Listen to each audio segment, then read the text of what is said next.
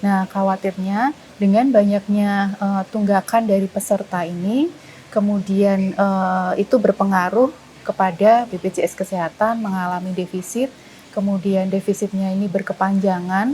Nah, ini tentu saja nanti akan berpengaruh ke keberlanjutan program JKN. Gitu. Itu kita tentu saja melakukan berbagai upaya ya untuk mengedukasi peserta yang menunggak iuran, baik itu yang peserta mandiri atau peserta alih segmen. Kenapa New Rehab? Perbedaannya adalah kalau yang rehab dulu itu hanya untuk peserta mandiri yang menunggak, Mbak. Jadi tidak ada program untuk yang alih segmen. Nah, dengan adanya New Rehab 2.0, ini bisa dua-duanya.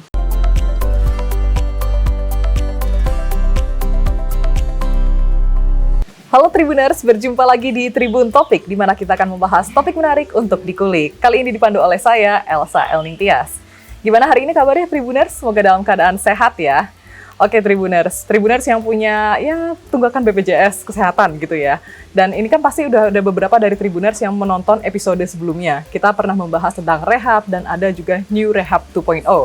Dengar-dengar nih BPJS Kesehatan punya program baru nih, namanya Program Penagihan Tunggakan Alih Segmen. Nah, ini kira-kira programnya seperti apa, gimana cara mengikutinya, terus ini bisa untuk kriteria apa aja nih? Nah, daripada penasaran, sebaiknya Tribuners tonton Tribun Topik kali ini. Tapi sebelumnya Elsa perkenalkan narasumber yang telah hadir pada Tribun Topik kali ini, yaitu Ibu Dini Hapsari. Halo, selamat pagi Bu Dini. Selamat pagi Mbak Elsa. Cantik banget hari ini Bu. Terima kasih, Mbak Elsa juga cantik. Aduh, bisa aja deh Bu. Udah lama nggak digombalin. Bu Dini gimana hari ini kabarnya?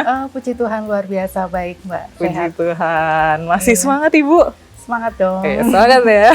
Iya. Oke, ini menarik banget nih Bu, karena kita baru dengar BPJS Kesehatan itu punya program penagihan tunggakan alih segmen gitu. Ini termasuk program baru kah atau seperti apa?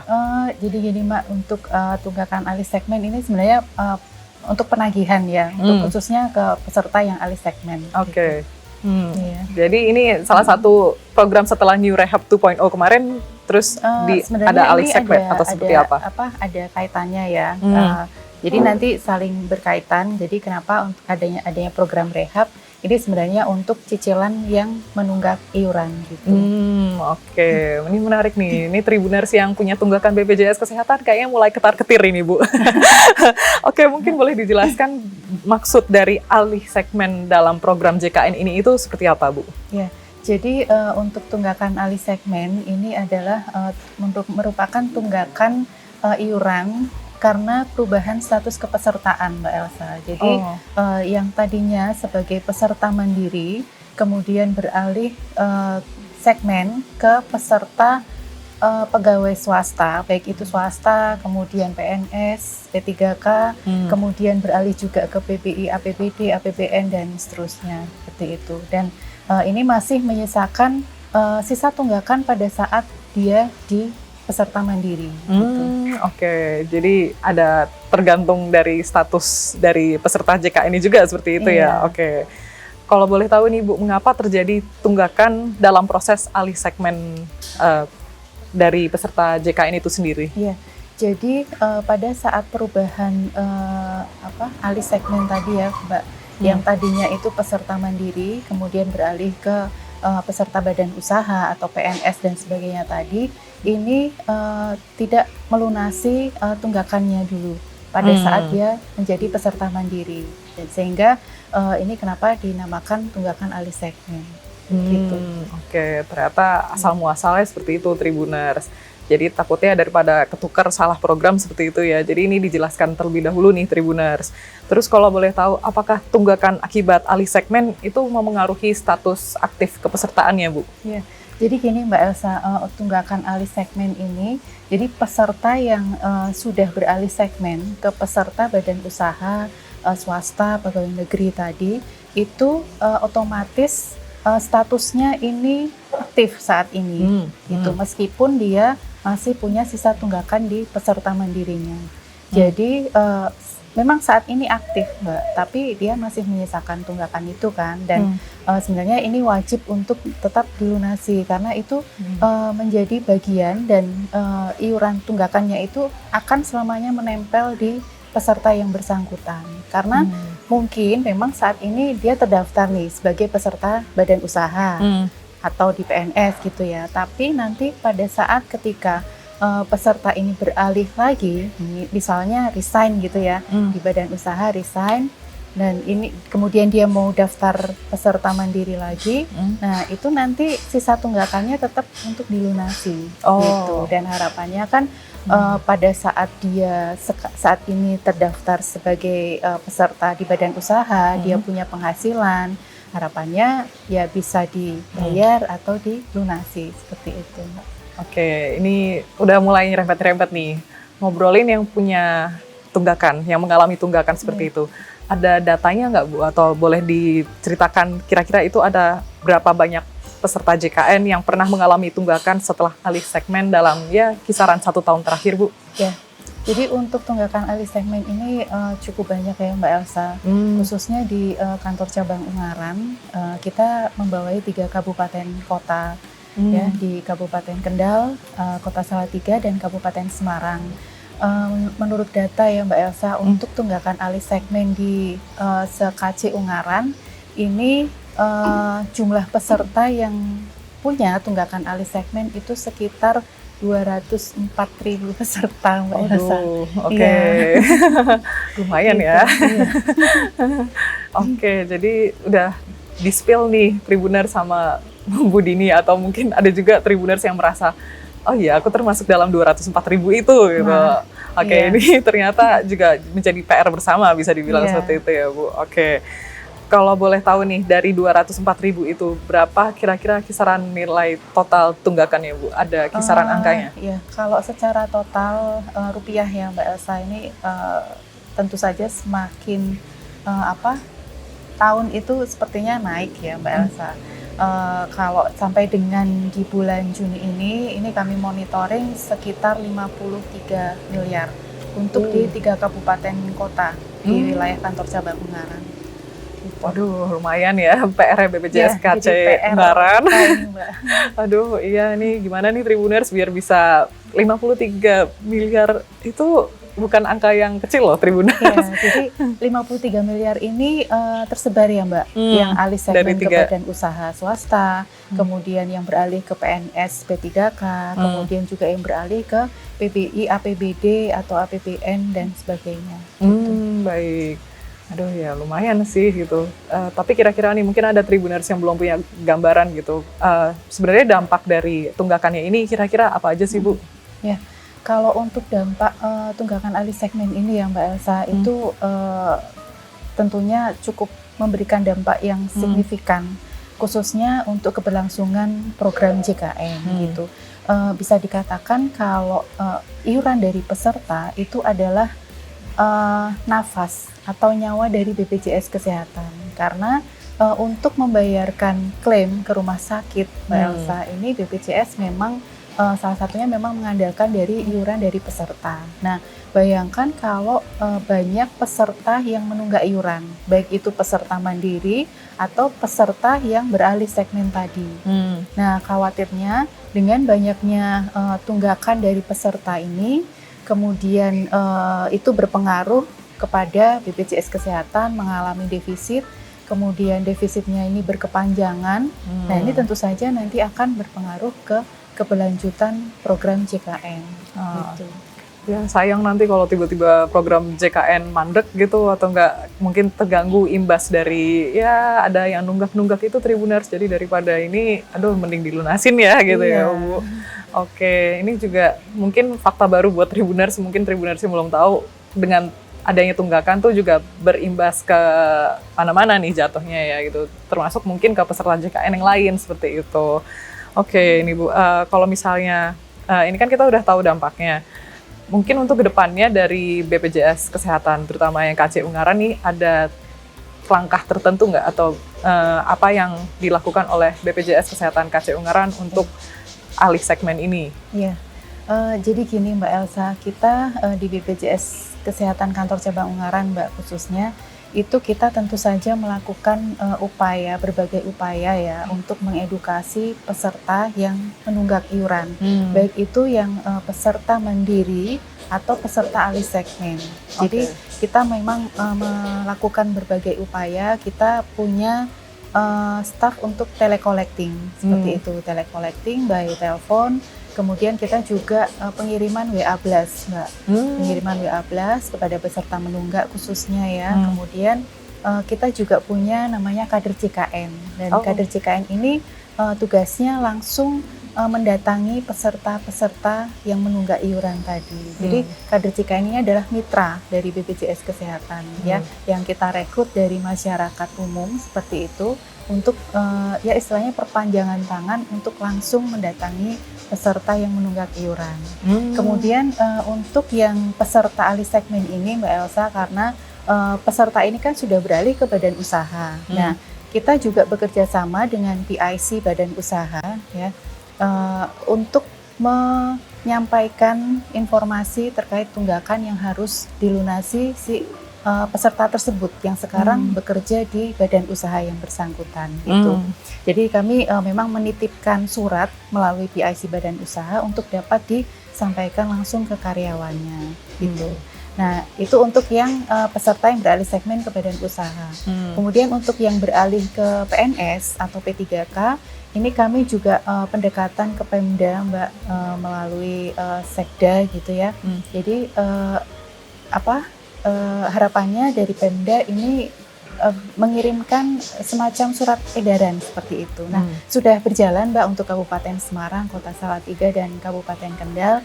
Itu memang sudah ada edaran ke PNS ya, kaitannya ke satker-satker yang ada peserta yang punya tunggakan alih segmen tadi gitu. Dan harapannya memang dari surat edaran ini merupakan himbauan gitu untuk bahwa tunggakan alih segmen ini tetap harus dilunasi loh, karena meskipun peserta itu saat ini aktif kartunya, tapi itu adalah tunggakan masa lalu yang tetap harus dilunasi. Oke. Ya, jadi biar nggak kelupaan juga ya kalau ternyata ada tunggakan seperti itu. Dan ternyata dari KC Ungaran juga sudah berkolaborasi dengan berbagai instansi untuk betul, ya istilahnya menjadi reminder seperti itu ya. Luar biasa sekali Bu Dini. Nah, ini juga semoga bisa terus programnya berjalan lancar dan nanti juga semakin dikit gitu tunggakannya ya, harapannya seperti amin. itu ya. Semoga Mbak Elsa. Betul banget itu. Aduh, effortnya udah sangat luar biasa loh dari KC Ungaran ya. Oke ini Bu, kalau ngomong-ngomong tadi soal utang atau mungkin tunggakan yang belum lunas seperti itu ya.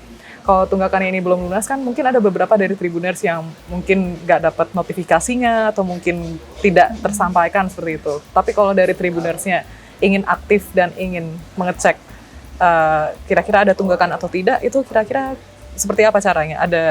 Ada kanal tertentu kah atau seperti apa? Jadi kalau sekarang kan zamannya serba digital ya Mbak ya.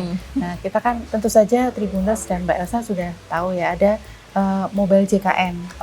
Ya, mobile JKN. Jadi bermanfaat sekali untuk pengecekan tunggakan iuran ini bisa melalui mobile JKN. Jadi meskipun peserta itu saat ini terdaftar di peserta badan usaha atau di instansi gitu ya.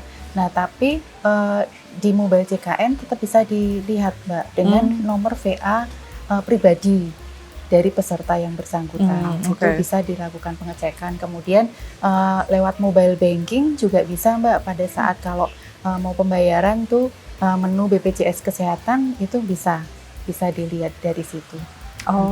Baik. Berarti bisa diintip statusnya seperti itu ya, ada tunggakan atau tidak, terus statusnya seperti apa lewat mobile JKN, dan juga ada nomor virtual account-nya seperti itu ya. Iya. Jadi kalau mungkin ini menambahkan ya Mbak Elsa. Jadi kalau pada saat peserta baik itu peserta mandiri menunggak atau alih segmen yang punya tunggakan iuran ya. Nah, itu bisa melakukan pengecekan di mobile JKN atau mobile banking, dan kemudian untuk pembayarannya Mbak Elsa itu menggunakan nomor VA pribadi ya Mbak ya, bukan nomor VA instansi pada saat dia bekerja. Nanti itu kan nomor VA instansi ya. Nah, untuk alih segmen tunggakan ini tetap mengacu kepada nomor VA masing-masing peserta yang bersangkutan. Seperti itu. Nah itu yang poin pentingnya Tribuners, harus VA mandiri seperti itu ya, Iya, jangan yang perusahaan justru nanti bolak-balik takutnya. Oke, ini kan mungkin ada beberapa Tribuners yang juga mungkin baru nonton episode ini nih Bu. Kemarin kita sempat membahas tentang New Rehab 2.0 gitu, mungkin Iya. boleh diceritakan sedikit tentang New Rehab 2.0 itu sebenarnya apa Bu? Ya, New Rehab 2.0 ya Mbak Elsa. Jadi ini adalah salah satu program unggulan dari BPJS Kesehatan yang tujuannya itu untuk membantu peserta dalam menyelesaikan tunggakan iurannya, seperti itu. Jadi kalau ada peserta yang merasa keberatan nih langsung melunasi gitu ya. Nah, ini bisa mengikuti program rehab ini. Rencana pembayaran bertahap. Oke. Gitu. Baik. Kalau misalnya ada Tribuners yang tertarik nih atau mungkin pengen kepo lebih lanjut tentang New Rehab 2.0 itu gimana nih Bu caranya? Siapa aja yang bisa mendaftar untuk ikut New Rehab 2.0? Ya, untuk New Rehab 2.0 ini bisa diikuti oleh peserta yang mempunyai tunggakan iuran. Jadi kenapa kok New Rehab 2.0 ya Mbak ya? Jadi untuk New Rehab ini bisa diikuti oleh peserta mandiri yang menunggak dan peserta alih segmen gitu yang masih mempunyai tunggakan iuran. Oke. Gitu. Nah, apakah dari tunggakan itu pun juga bisa kita cek juga status aktif atau tidaknya itu juga lewat mobile JKN juga kah atau mungkin bisa offline mungkin cara mengeceknya atau seperti apa Bu? Kalau pengecekan tadi ya Mbak ya bisa lewat mobile JKN, kemudian bisa lewat 165 atau lewat Pandawa bisa. Oh oke. Ada aplikasi Pandawa itu ya kalau Iya. salah ya. Oh jadi bisa dicek lewat Pandawa. Kalau Pandawa ini lebih ke WA gitu sih Mbak sebenarnya. Iya. Oh Pandawa. iya, dihubungi Iya. langsung personal seperti itu ya. Iya, WA kalau aplikasi tadi mobile JKN, Pandawa itu WA. Cukup chat WA untuk informasi tunggakan iuran misalnya. Nah, itu nanti bisa diketahui dari situ. Oh iya betul. Kalau Pandawa lewatnya WhatsApp Tribuners, tapi kalau aplikasi bisa melalui mobile JKN. Seperti itu. Oke, mau menanyakan juga nih Bu, kalau misalnya tunggakan dan iuran bulan berjalan yang sudah lunas itu, apakah akan tetap dikenakan denda pelayanan jika mengakses layanan rawat inap di rumah sakit dalam waktu 45 hari sejak pelunasan? Iya, sesuai regulasi ya Mbak Elsa, kalau peserta yang menunggak iuran, kemudian dia melakukan pelunasan, dan sejak 45 hari dari tanggal pelunasan itu peserta mengakses untuk rawat inap, itu akan dikenakan denda pelayanan kesehatan. Oh, oke. Di mana besarannya itu adalah 5% dikali jumlah bulan menunggak dikali total biaya pelayanan kesehatan. Dan untuk maksimal dendanya adalah sebesar 20 juta. Gitu. Oke. Berarti tetap ada limitnya ya, meskipun harus membayar tapi tetap ada limitnya 20 juta rupiah. Maksimal 20 juta. Oh oke ya, jelas ya Tribuners. Jadi mungkin ada dendanya, tapi dendanya juga insya Allah nggak bikin kantong bengkak juga ya. Oke, kalau untuk yang misalnya nih ada Tribuners yang sudah mengikuti rehab, kira-kira apakah boleh atau bisa turun kelas Bu? Ya, bisa Mbak Elsa. Jadi untuk yang peserta yang mengikuti rehab ini bisa turun kelas gitu, meskipun dia belum lunas gitu ya. Misalnya dia baru menyicil 2 atau 3 kali, itu bisa melakukan perubahan status kelas. Yang tidak bisa adalah perubahan vaskes. Oh oke. Iya. Ubah vaskes nggak bisa, tapi kalau mau turun kelas Tribuners masih bisa request seperti itu ya. Betul. Oh, oke, cukup jelas ya Tribuners ya, daripada simpang siur nih. Oke, kemudian apakah peserta rehab dapat didaftarkan secara bareng-bareng kolektif oleh suatu badan usaha? Oh ya, jadi ya memang ada beberapa pertanyaan ya Mbak ya kaitannya dengan, karena tadi peserta alih segmen ke badan usaha, terus pengen nih bareng-bareng untuk daftarkan rehab gitu. Kalau secara kolektif itu memang belum bisa Mbak Elsa, cuma karena untuk pendaftaran rehab ini kan melalui aplikasi mobile JKN yang di masing-masing HP peserta gitu. Oke. Jadi kalau mau peserta mendaftarkan program New Rehab ini, itu bisa langsung di download mobile JKN tadi Mbak. Gitu, di situ ada menu cicilan rehab gitu, langsung di situ gitu. Oh, sudah tersedia ternyata di mobile JKN sekalian ya. Iya. Oke, tapi kalau untuk bareng-bareng nggak bisa nih Tribuners gitu, jadi harus individual seperti itu ya. Oke Bu Dini, kemudian mau menanyakan juga apa kira-kira, sebenarnya kan ini ada rehab dan ada rehab 2.0 gitu. Mungkin Tribuners masih ada yang bolak-balik harus daftar yang mana, atau mungkin bisa menikmati fasilitas yang mana gitu. Sebenarnya perbedaan signifikan antara rehab dan rehab 2.0 itu apa Bu Dini? Sebenarnya gini Mbak, rehab itu sekarang yang program yang baru itu namanya New Rehab 2.0. Mungkin kalau di tahun 2024 itu memang sudah ada program ini Mbak. Program ini namanya rehab gitu ya. Oke. Ya, dan di tahun ini kenapa New Rehab, perbedaannya adalah kalau yang rehab dulu itu hanya untuk peserta mandiri yang menunggak Mbak. Jadi tidak ada program untuk yang alih segmen.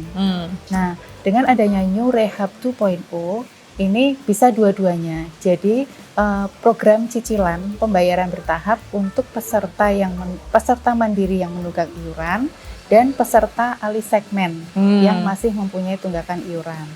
Nah, dan bedanya Mbak Elsa, untuk peserta mandiri yang punya tunggakan dan mengikuti program New Rehab ini adalah peserta yang mempunyai tunggakan 4-24 bulan. Itu untuk peserta mandiri yang mempunyai tunggakan. Nah, kalau untuk yang peserta alih segmen dan mau mengikuti program New Rehab 2.0, ini adalah yang mempunyai tunggakan di atas 2 bulan. Dan untuk jangka waktu cicilannya pun berbeda ya Mbak. Kalau peserta mandiri ini bisa dicicil sampai dengan 12 kali atau 12 bulan. Dan untuk peserta yang alih segmen itu bisa dicicil sampai dengan 36 bulan atau 3 tahun. Oke. Fasilitasnya beda, periodenya pun juga beda seperti itu ya. Syarat dan ketentuannya pun juga berbeda Tribuners. Ya, semoga Tribuners nggak ketukar programnya, terus sudah membaca secara detail terlebih dahulu Tribuners termasuk yang mana, bisa ikut program yang mana dari BPJS Kesehatan.